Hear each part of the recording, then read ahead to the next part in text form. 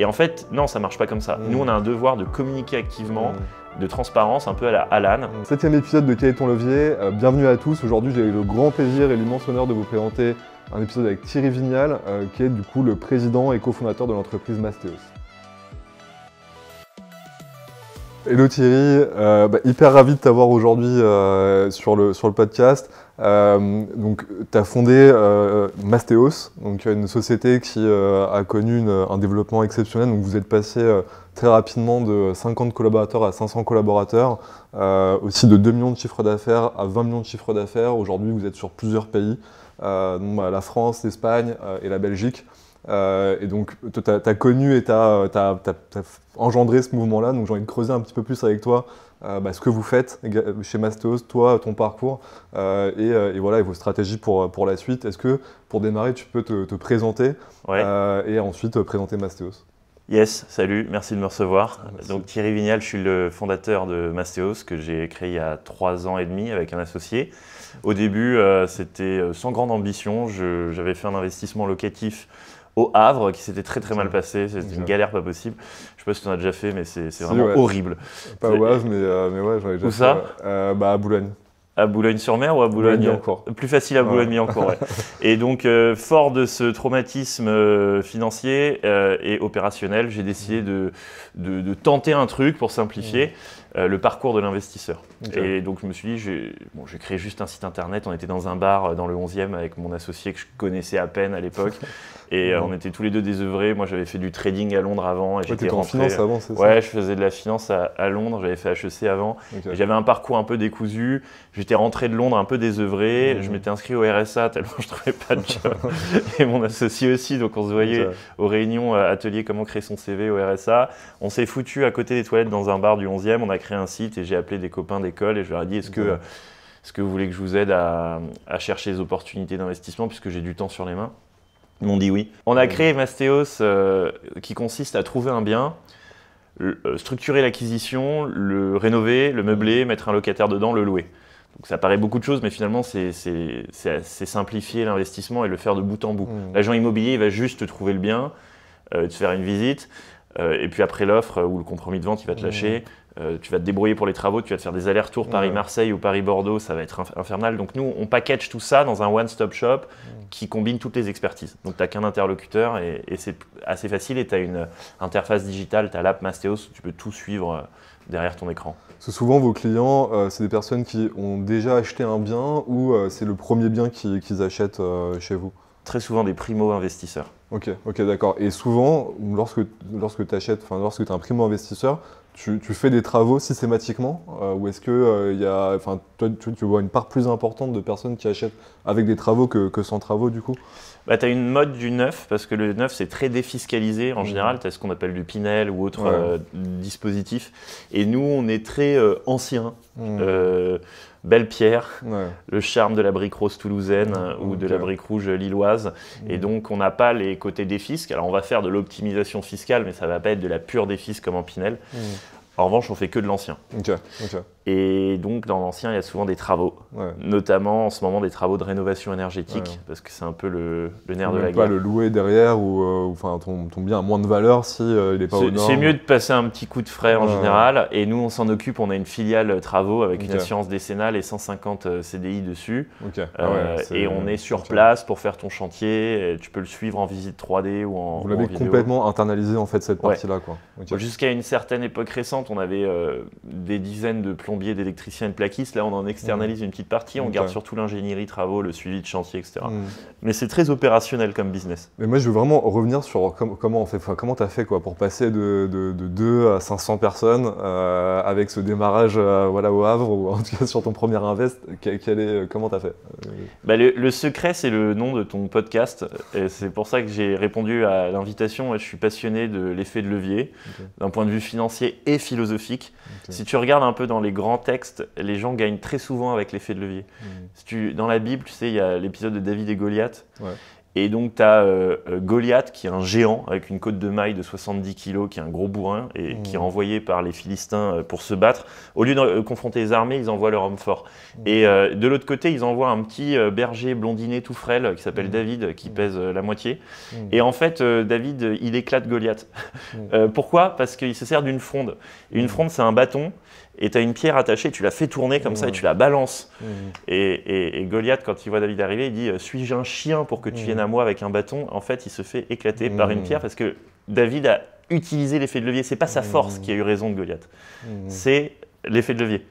Pareil, tu as Alexandre le Grand, quand il conquiert toutes les régions, il va juste chercher à conquérir la cité principale pour obtenir la reddition des autres villes de la région. Tu conquiers une ville, tu as toute la région. Et c'est pour ça qu'il avance très très vite. Et ça, c'est un effet de levier militaire.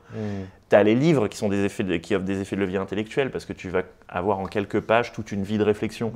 Et moi, dans ma carrière, j'étais trader à Londres et j'utilisais beaucoup d'effets de levier sur les produits financiers pour améliorer les perfs. En tant qu'entrepreneur, mon effet de levier, c'est mon associé qui est meilleur que moi. Et donc, je m'en sers. Et c'est mon COMEX, enfin mes lieutenants, qui sont 1000 fois meilleurs que moi. J'ai le commandant des forces spéciales de l'armée de terre qui est venu chez moi. J'ai l'ancien CTO de Conto qui est venu.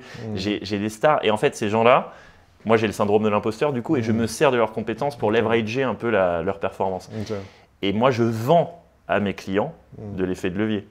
L'investissement locatif, c'est juste de l'exploitation d'effet de levier. La banque, elle finance ton bien. Les locataires, ils remboursent ta banque. Tu fais travailler l'argent des autres, pas ton propre argent. C'est une fronde financière. Et du coup, ça veut dire que vous êtes en fait, vous êtes vraiment concentré toi-même sur le recrutement et sur monter vraiment une dream team au sein de l'équipe pour aller délivrer très fort sur vos jobs, c'est ça? Parce que j'imagine qu'il y a l'effet de levier, mais aussi toi derrière. Il y a certainement, en tout cas, tu mets la barre haute, j'imagine. Alors, ouais, déjà, tu as les people que tu embauches qui te font un effet de levier RH de dingue, si tu arrives à trouver les bons. Après, tu as un effet de levier capitalistique parce que nous, la raison pour laquelle on est allé si vite, on est passé de 50 à 500 en 2 ans en employés, c'est parce qu'on arrive à lever des fonds. Donc, tu te sers des VC, les fonds de venture capital, pour gagner du temps et t'acheter des années de croissance. C'est ça. Après, ça a plein de mauvais effets. L'un d'entre eux, c'est que tu crames pas mal de cash, donc c'est un peu la course pour tout le temps lever. Mais c'est intéressant parce que ça va plus vite. Mais toi, ton effet de levier personnel, est-ce qu'il est sur la vente, par exemple? Ou est-ce qu'il est... Parce que du coup, si tu lèves des fonds et que tu as réussi à convaincre aussi toute une équipe, c'est que tu as toi-même un effet de levier Là où je suis le moins mauvais, c'est pour pitcher. Et je me sers de cette compétence pour lever des fonds. Et ça permet de, du coup, recruter des stars et de faire l'effet de levier RH dont on parlait. Et en fait, mais t'as pas, en fait, moi je me challenge tous les jours sur ça, mais t'as pas de blocage, toi, à te dire, tiens, j'y vais. Je lève, je crois que c'est 40 millions. C'est une excellente question. En tout, 50, la dernière, elle était à 40. Et c'est une excellente question parce qu'en fait, quand j'ai commencé, j'avais jamais créé de boîte et je connaissais pas ce monde du VC, il me faisait très peur. Et notre première levée, je crois que c'était moins de 100 000 euros, ça nous paraissait déjà le bout du monde. Ensuite, on a fait une levée à 1 million d'euros et en fait, on voulait lever 300. On a envoyé un WhatsApp à tous nos clients, à tous nos employés, à ma tante, à je sais pas qui, en disant t'as pas 5 000 euros à mettre, 10 000 euros à mettre. Et on pensait qu'avec 20 commitments, on arriverait à 200. Et en fait, la mayonnaise a pris, on a fini à 1,1 million. Un truc de malade juste sur WhatsApp. Et je m'imaginais jamais pouvoir lever 1 million. Mais vraiment, ça me paraissait impossible. Et une fois que j'ai levé 1 million, et ben ça te donne, ça débloque un truc, et tu dis mais en fait je peux lever 2, je peux peut-être même lever 3. Et la levée d'après, je sais plus, j'ai plus une mémoire exacte des chiffres, mais je crois que c'était dans les 5, 6. Et je suis devenu fou et je me suis dit en fait je peux lever 10, c'est pas impossible, c'est du domaine du faisable, tu vois. Alors qu'il y a 6 mois ça me paraissait pas possible de lever 100 000. Et en fait, à force de passer des paliers, tu débloques des croyances limitantes et tu te dis, mais c'est jouable. Tu vois, là, j'ai levé 50, je me dis, mais 100, ce qui me paraît complètement irréalisable, là, je peux commencer à le tutoyer. Tu vois. Et toi aussi, tu pourrais le faire. Mais il faut y aller step by step et ça te galvanise, ça te donne un sens du possible. Et ça, c'est un peu naturel ou tu te fais coacher là-dessus ou tu arrives à toi-même à débloquer un peu ces steps en se disant, bah vas-y, j'y vais, de toute façon, je peux, quoi. Il y en a qui le font, j'y vais. C'est vraiment un pied devant l'autre. Là, ça paraît très rapide parce qu'effectivement, en 3 ans, on a fait pas mal de choses. Et quand nous, on prend du recul, on se dit waouh, c'est vrai que ça allait vite. Mais en fait, quand tu es dedans, c'est très très lent. Et c'est vraiment step by step by step. J'ai rencontré le mec de KKR, là, Henri Kravis, le mec qui a fondé le fonds KKR. Et donc, c'est le fonds le plus mythique de la place. Et je lui dis, mais comment tu as fait pour monter un fonds? Il m'a dit, bah, le premier jour, en 1970, on a levé pareil 100 000 $ auprès de nos proches. Puis après, on a levé 1 million. Et puis, step by step, un pied devant l'autre. En fait, tous les grands succès, ils se font à une vitesse d'escargot quand tu es en interne.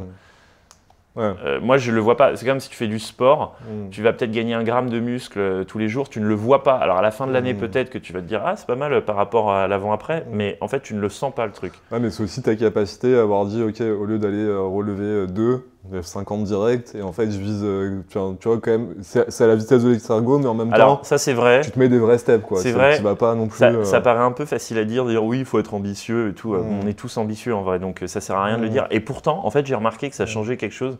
Parce que maintenant, je fais des petites activités de business angel et je me rends compte qu'il y a des fondateurs qui manquent d'ambition. Ils viennent me voir, je leur dis mais vous voulez faire quoi? Ah mais nous on veut faire petite PME sympa. Je dis attends, tu veux pas faire une licorne?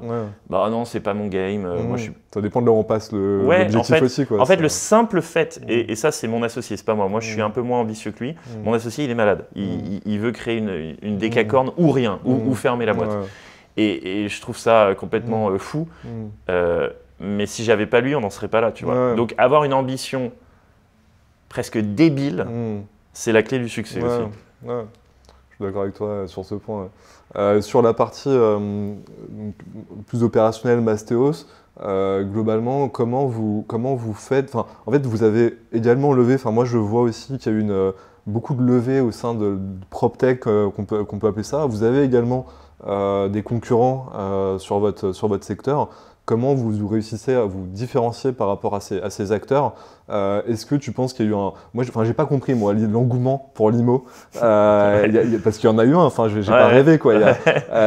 Tu vois, genre, je sais pas, j'ai l'impression que pendant 20 ans, on a les mêmes agences, les mêmes groupes, les machins. Et là, d'un coup, tout le monde parle d'IMO et tout. Donc, est-ce que tu as un insight que j'ai pas sur qu'est-ce qui s'est passé est-ce qu'il y a un point spécifique? Est-ce que c'est juste le contexte des levées de fonds qui a fait que personne n'avait encore adressé l'IMO?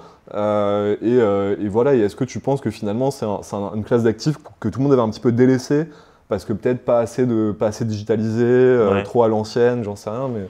C'est assez mystérieux la raison pour laquelle le marché de la PropTech avait été complètement ignoré jusqu'à présent. C'est quand même bizarre qu'en 2019, quand je fais mon investissement, je ne puisse pas le faire depuis un smartphone, quoi. C'est hallucinant. Tu n'as que de la paperasse, tu as 15 interlocuteurs, c'est 250 heures de boulot. Alors que même à l'époque, tu pouvais acheter une crypto ou une action LVMH en un bouton sur un iPhone. Et alors, l'immobilier qui est la classe la plus universelle, classe d'actifs la plus universelle au monde, c'est la moins accessible. Et je ne comprenais pas pourquoi personne n'avait tenté. Et maintenant, avec le recul, je me dis, c'est tellement le bordel d'un point de vue opérationnel, c'est tellement impossible à scaler au niveau des ops, c'est tellement bourré de frottements, de trucs que tu ne maîtrises pas, de dégâts des eaux, de squats, d'impayés, des immeubles qui prennent feu. Nous, on fait 100 chantiers par mois, mais tu n'imagines pas le casse-tête. Et en fait, je me dis, ça fait tellement peur que personne n'a envie d'y aller, quoi. Et ce qui nous différencie de nos concurrents, c'est que nous on prend les ops à bras le corps. Donc on a des gens sur le terrain, on fait les chantiers, on ouvre des bureaux dans les villes, on sous-traite pas. Si on sous-traite une petite partie de la pure pose de placo, mais tu vois, on sous-traite pas le suivi de chantier. On a des gens sur place en CDI chez Mastéos. Tu vas à Marseille, il y a 30 salariés Mastéos avec le maillot de l'OM. Je veux dire, c'est des vrais, quoi. Tu vois, on est présent. Et ça, c'est ce qui nous différencie des concurrents. Est-ce que vous êtes considéré comme une agence IMO dans ces endroits aussi ou pas? Non, on est rarement. Non, on n'est pas labellisé agence IMO. Parce qu'on va beaucoup plus loin que le service d'une agence IMO. Une agence IMO, encore une fois, elle prend des photos de ton bien, elle le met sur ce loger, elle fait la visite et puis basta. Nous, on fait vraiment la réno, on te conseille sur la fisca et la compta, le notarial, le juridique, l'urbanistique.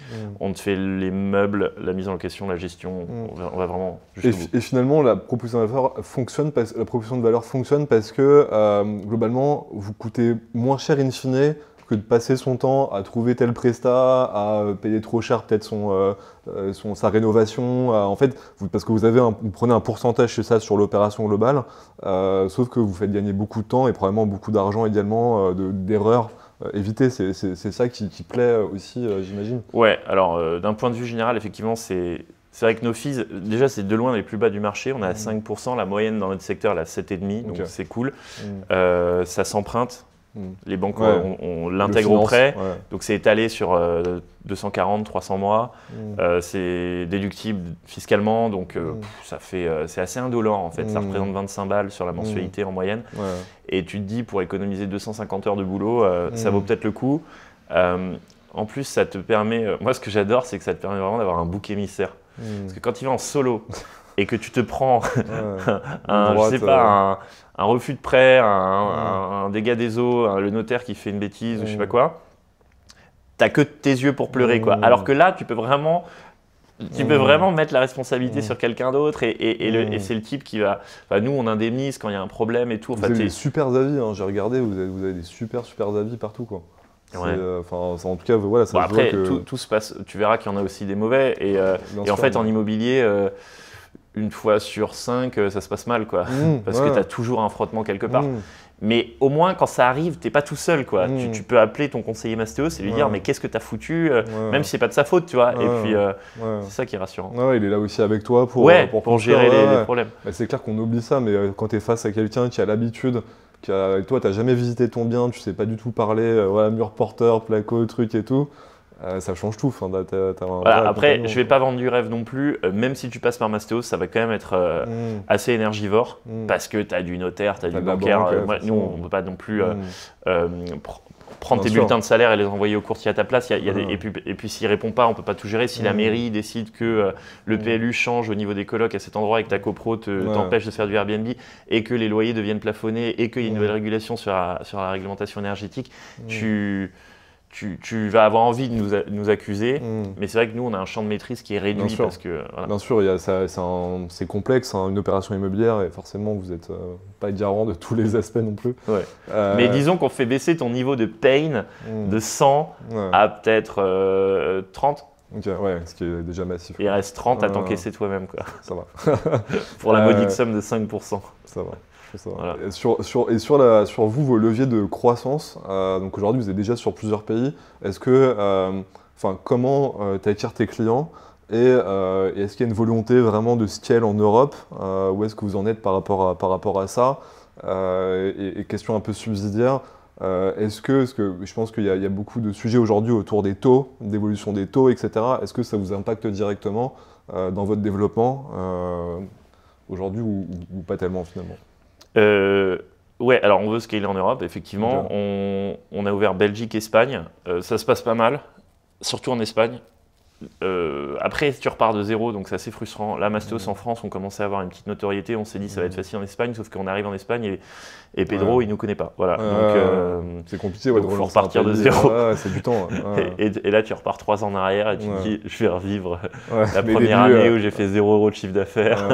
Voilà. Mais effectivement, l'ambition, c'est de prendre tous les pays de l'Europe de l'Ouest et d'avoir un marché unifié et de faire en sorte que les gens puissent ouvrir leurs perspectives au-delà des frontières. On a pas mal de Belges qui investissent en Espagne, on a pas mal d'expats qui investissent en Belgique. Moi, j'aimerais bien qu'un Allemand investisse via une boîte française comme Mastéos en Italie. Ce qui permet de tirer parti des avantages de chaque pays aussi, quoi. Déjà d'apporter un peu d'exotisme au sujet, parce que la pierre, c'est un sujet d'émotion. C'est pas que... Sinon, tu investis en SCPI si tu t'en fous du sous-jacent. Et donc, libérer un peu aussi les frontières d'un point de vue bancaire, parce que les bancaires ne jouent pas trop le jeu sur le transfrontalier. Donc nous, on essaye de négocier des partenariats pour qu'elles puissent accompagner les clients au-delà des frontières françaises en Espagne, etc., sans mettre 100% d'apport. C'est aussi l'enjeu. Mais c'est dur d'ouvrir un pays, c'est super dur. Donc en fait, on préfère bien travailler un pays et montrer qu'on sait faire plutôt qu'en ouvrir 5 et le faire mal. Parce que là, vous pensez qu'en France, typiquement, vous pouvez continuer à faire du x2 chaque année Ouais, parce que c'est un gros marché, le locatif en France. Tu as 300 000 investissements locatifs chaque année. Ça génère 12 milliards d'euros de chiffre d'affaires. On en fait 20 aujourd'hui et il y a de la marge. Et puis le secteur est relativement vierge, il n'y a pas beaucoup d'alternatives. Et donc là, c'est ville par ville en fait que vous allez gagner aussi des parts de marché, typiquement avec les plus grosses villes d'abord.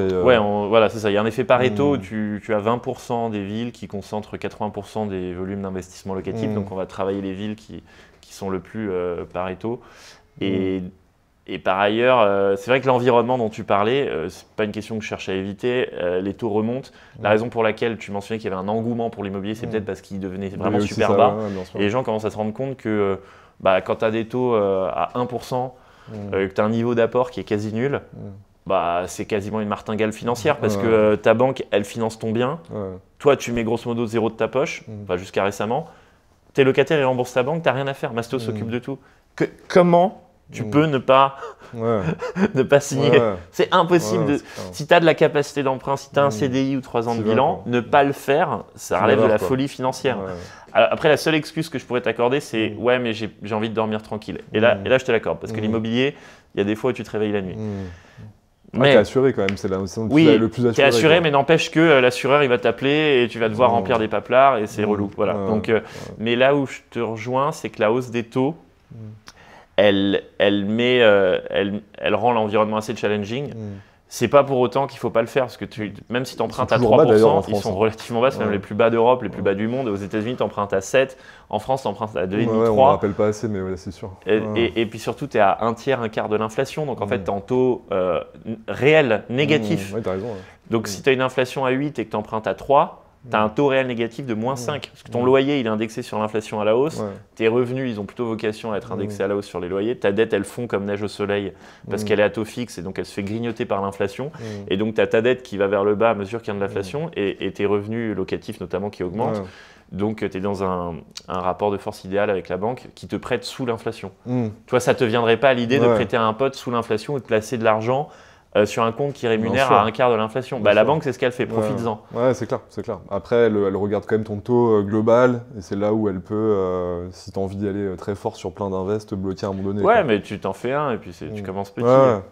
Et toi, ta vision par rapport à le fait de, parce que tu vois beaucoup quand même d'infopreneurs et il y a beaucoup de discussions sur l'immobilier sur, ok, je fais une opération qui génère du cash chaque mois.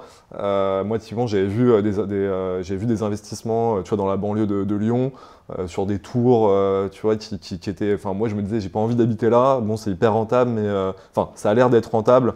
Mais finalement, est-ce qu'il n'y a pas une cagoule cachée, tu vois, dans 5 ans Une cagoule non, et tu vois, enfin, un truc où finalement, en fait, c'est cool, j'ai un bien qui génère, on va dire, un loyer que j'ai acheté pas cher, parce que le prix au mètre carré est vraiment pas cher, mais pour le coup, dans 5 ans, je vais le revendre, c'est la tour d'immeuble, etc. Et en fait, un peu cette peur de se dire, est-ce que j'achète au bon endroit, est-ce que c'est assez liquide, est-ce que les gens vont vouloir de ça, et tu te rends compte que, il y a des gens qui habitent partout, mais après, il y a une question aussi un peu philosophique, est-ce que j'ai envie d'investir juste pour le cash?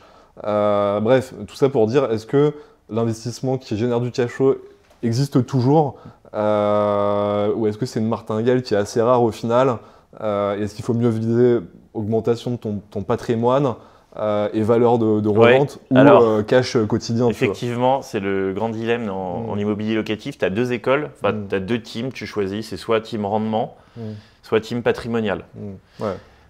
Les gens sont plutôt, notamment les primo-investisseurs, sont plutôt attirés par le rendement. Moi, quand j'ai commencé à faire des investissements, j'étais obsédé de rendement. Je regardais les mêmes vidéos que tout le monde sur YouTube, devenir rentier en 2 ans, etc. Et je me suis retrouvé à acheter des petits immeubles de rapport, notamment dans le Nord. Un à Hénin-Beaumont, alors que je vote à gauche, mais c'est juste que j'étais complètement obsédé par le 12% de l'immeuble. Et un en banlieue de Roubaix. Donc 12-13% sur le papier, je signe et puis next thing you know, il y a des locataires qui arrêtent de payer littéralement le lendemain de ta signature. L'immeuble commence à être squatté, tu as des dealers qui commencent à dealer devant l'immeuble. Moi, à Hénin-Beaumont, je crois que j'ai jamais touché un loyer, grosso modo. Puis à un moment, j'ai mis un locataire qui était sous tutelle. Et donc c'est l'organisation qui payait la tutelle qui payait parce qu'il était un peu fou. Et en l'occurrence, il a mis le feu à mon immeuble. Voilà, donc c'était il y a 3 mois. Donc si tu regardes La Voie du Nord et Hénin-Beaumont, tu verras mon immeuble, il a flambé parce que j'ai un de mes locataires qui a foutu le feu, quoi. Et tout ça pour te dire que le rendement, en fait, c'est très très corrélé au risque. Comme en finance, comme à Londres quand j'étais sur le trading floor, c'est une loi mathématique. Plus tu vas chercher du rendement, plus tu vas chercher du risque. Alors le risque, ça a plusieurs facettes. Ça peut être des emmerdes, comme moi, mais le risque d'impayés, de vacances, de squat, de dégradation, d'insalubrité, etc. Et fort de cette expérience, je me suis mis à passer team patrimonial. Donc j'ai acheté un appart sur le vieux port de Marseille qui n'était pas rentable du tout, surtout à l'époque où je l'ai acheté vraiment au-dessus des prix, mais je voulais absolument un truc sur le vieux port et il faisait 2% de renta. Entre-temps, les loyers à Marseille ont explosé et surtout les prix sur le vieux port ont fait x2 en 2 ans. Du coup, j'ai jamais gagné autant d'argent. C'est là où tu as fait le plus de renta. Bien sûr, parce que je l'ai acheté 250, aujourd'hui il vaut 400. et mes loyers ont explosé. Enfin, explosé, un grand mot, mais ce que je veux dire, c'est que ma renta, elle a augmenté. Ouais. Et en fait, je me suis jamais autant enrichi sur un bien si peu rentable.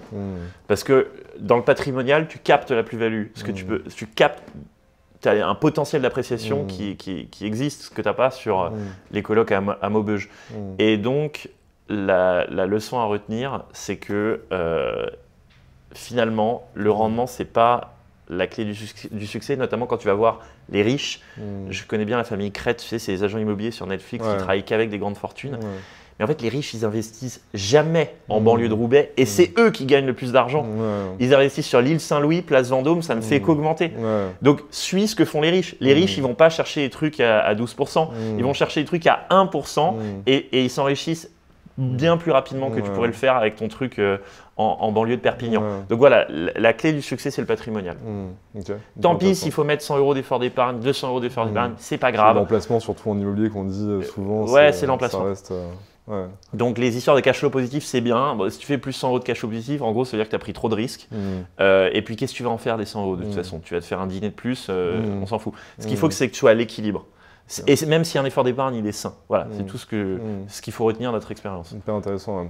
Et vous, sur vos leviers du coup, là, de développement, est-ce que vous passez par des leviers marketing classiques, vous envoyez partout? Comment vous êtes un peu organisé à ce niveau-là?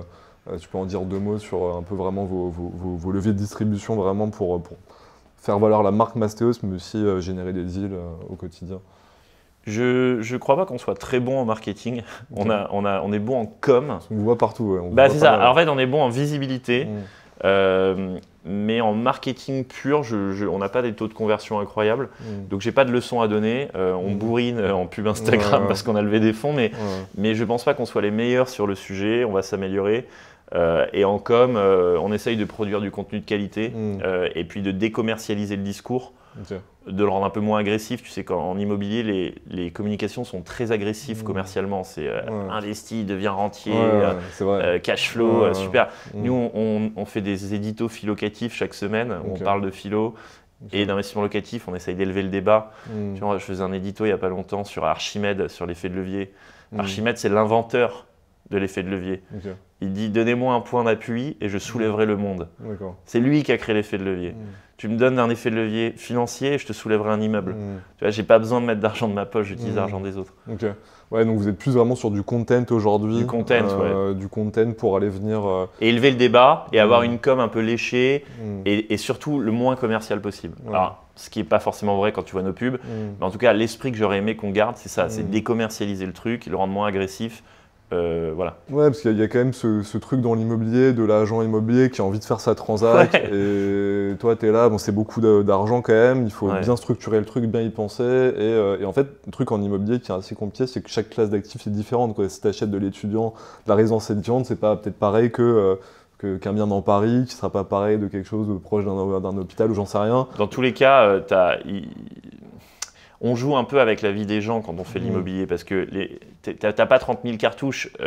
Quelqu'un de normal, il a une capacité d'emprunt, donc il a une cartouche et puis ça l'engage sur 20-25 ans. Donc si tu veux, les gens qui viennent nous voir, ils s'engagent un peu, ils nous confient une très très grande partie de leur vie. Ouais, c'est le plus gros investissement qu'ils vont faire. Ils nous confient 25 ans de leur vie financière.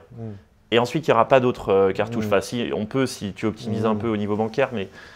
Et nous, c'est une énorme responsabilité. Donc, on ne vend pas des softwares de compta où si ça foire, c'est pas grave. Là, si ça foire, s'il y a des squats, des impayés parce qu'on a vendu un truc trop rentable, bah, l'équipe ne peut plus rembourser sa mensualité. Et donc, peut-être qu'il va faire défaut sur sa résidence principale ou qu'il ne peut plus payer son loyer. Et que sa femme va le quitter, qu'il va sombrer dans l'alcoolisme. C'est la réalité derrière. Ouais. Moi, j'ai déjà eu des gens en pleurs au téléphone. Donc là, j'indemnise, tu vois. Mais c'est traumatisant parfois quand ça rate. C'est rare, hein, mais c'est… Ouais, d'où aussi le besoin de vraiment travailler à la fois votre offre, là où vous allez, votre conseil et tout le discours qui va derrière. Et former mes sales. Alors, mes sales, ils ont des ordres contradictoires parce que d'un côté, on les incite quand même à performer, mais de l'autre côté, je leur dis, les amis, on joue avec la vie des gens, donc s'il vous plaît, ne pushez pas. Rester vraiment dans un devoir de conseil et d'éthique. Que les gens soient confortables aussi avec cet invest qu'ils vont vous confier, quoi. Et là, vous avez plutôt quoi comme type de client? C'est plutôt jeune, plutôt un peu plus âgé, tech, pas tech? Très jeune, très tech, très parisien. On essaye de se diversifier un peu, d'aller chercher des seniors, des gens qui habitent en dehors de Paris. Mais typiquement, je crois que tous les gens de 30 ans qui sont vaguement dans la tech sont passés par Mastéos. Ok. Tu as combien de sales là? J'en ai une centaine. Ok. Ouais, donc vous avez plutôt une grosse strate sales du coup. Ouais. Sur 500, vous êtes à 20% de l'effectif sur du sales, quoi. Ouais, il y a 20% sales, il y en a 30% aux travaux. J'ai 40 développeurs à la tech qui sont gérés par Gabriel Klein, qui était le CTO de Conto. Okay. Et après, j'ai des gestionnaires, j'en ai dans tous les sens. L'URSSAF m'adore. Voilà. Et toi, gérer une boîte de 500 vs 50, personnellement, plus facile, plus compliqué? Plus facile. Plus facile, ouais. Pourquoi? Parce que l'effet de levier, à 50, tu les gères en direct, à 500, tu ne gères plus rien. Tu délègues. Et ta communication, justement, par rapport, comment est-ce que tu as réussi à apprendre un peu, peut-être, parce que tu communiques pas pareil aussi en interne, maintenant j'imagine que tu dois faire de la com interne, enfin, il y a plein de sujets comme ça. C'est quelque chose que tu as réussi à apprendre relativement facilement? Je suis pas très bon à ça, mais ce qui est rigolo, c'est qu'à 50, en dessous de 50, c'est une grande bande de potes, et donc il y a un esprit hyper familial. Et tu n'as pas besoin de travailler ta com interne parce que tous les soirs, tu vas au bar avec tes Mais à 500, ce qui est incroyable, c'est que naît la politique interne, un truc que je ne connaissais pas. Et donc, tu as vraiment de la politique. C'est fascinant, c'est des jeux de pouvoir, c'est des Game of Thrones en live chez toi. Et tu as des rumeurs et tu dois travailler, tu dois naviguer politiquement. Même moi, tu vois, qui suis président, je dois… tu peux même pas… tu peux pas… Tu as des jeux politiques permanents, quoi, au COMEX, au CODIR, au board, et je trouve ça rigolo. Après, peut-être que ça l'est un peu moins pour certains. Mais du coup, en com interne, effectivement, tu as un devoir de transparence et tu as l'impression que tu en as parce que moi, j'ai l'impression que je suis accessible et que n'importe qui peut venir me voir. J'ouvre mon ordi, je monte le BP, je suis transparent. Mais de facto, les gens le font pas. Et les gens sont frustrés. Et dans les surveys internes, ils te disent nous, il y a de l'opacité, on ne sait pas ce que fait le management. Moi, je lis ça, je me dis mais venez me voir les gars à la machine à café. Moi, on ouvre l'ordi et puis je vous montre ce qu'on fait. Et en fait, non, ça marche pas comme ça. Nous, on a un devoir de communiquer activement, de transparence, un peu à la Alan. Qu'on fait mal aujourd'hui et qu'on va s'améliorer. Non, parce que aussi, forcément, tu es le N plus quelque chose de quelqu'un. Donc, cette transparence que peut-être que tu souhaites aussi faire passer, elle n'est pas vécue de la même manière. Elle n'est pas vécue de la même manière, voilà. C'est pour ça qu'il faut être proactif. Et il y a aussi un souci de culture. Nous, quand on a lancé Mastéos, on avait une culture justement anti-agressivité commerciale, un peu, tu vois, RSE, gauche, friendly, avec des chiens au bureau. On avait plein de blagues, tu vois, on dit kikou au lieu de dire bonjour, tu vois, il y a du vocabulaire interne. Mais le problème, c'est qu'à 500, toutes tes private jokes du début et ta petite culture que tu avais essayé d'insuffler, elle se délite. Elle se délite, c'est ça, progressivement. Et c'est très dur de remettre de la cohésion culturelle. Parce que aussi, tu as une boîte beaucoup plus diversifiée aussi en termes de people. Et, donc forcément, et puis surtout, géographiquement, on a 20 bureaux. Aussi, donc il y a 20 équipes dispatchées avec qui tu vois, moi j'ai vu que 7 bureaux sur 20. Il y a des équipes qui m'ont jamais vu. Et tu arrives quand même à créer des moments de retrouvailles, de convivialité pour les séminaires, mais le problème c'est qu'un séminaire à 500, c'est 1 million d'euros. C'est plus même, et par les temps qui courent, les actionnaires n'aiment pas trop que tu lâches 1 million en Club Med, quoi. Je crois. Donc, visio. Écoute, Thierry, merci beaucoup. C'est hyper inspirant le parcours et ce que vous faites. J'invite tout le monde à aller regarder ce que vous faites, à investir avec vous. Vous faites ça très bien et puis je te dis à une prochaine. Merci. Salut. J'espère que cet épisode vous a plu. N'hésitez pas à commenter, à suivre, à partager, à nous faire vos retours et on se retrouve sur le prochain épisode.